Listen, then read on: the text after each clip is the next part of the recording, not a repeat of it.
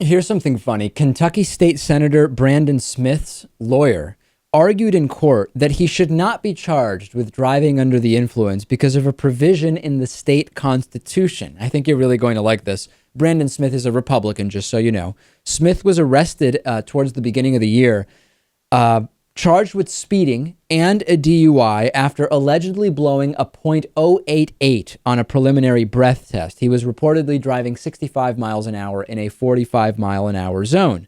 His attorney, Bill Johnson, filed a motion saying the charges should be dropped altogether because Section 43 of the state constitution says that Smith should never have been arrested in the first place. And the quote from that section is, "The members of the General Assembly shall, in all cases except treason, felony, breach, or surety of the peace, be privileged from arrest during their attendance on the sessions of their respective houses, and in going to and returning from the same. And for any speech or debate in either house, they shall not be questioned in any other place." And Bill Johnson told the Associated Press that the provision was added to state law back in 1891 to keep legislators from being bothered by people who would arrest them during sessions.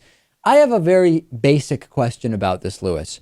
How does drunk driving not violate the surety of the peace to everyone else who's on the road at the time? I think that is a great question, and I think that pretty much sums this up. And also, let me give the viewers some extra insight into this senator. Yeah. This was the same guy who a while back, and we covered the story, said that climate change is a hoax because Earth and Mars have the exact same temperature. And that's who we're talking about here. A lot of these odd laws, not surprisingly, were actually passed in the post-Civil War era, and they were really aimed at maintaining privilege, at protecting privilege, in spite of the fact that we no longer were allowed to own slaves in the U.S.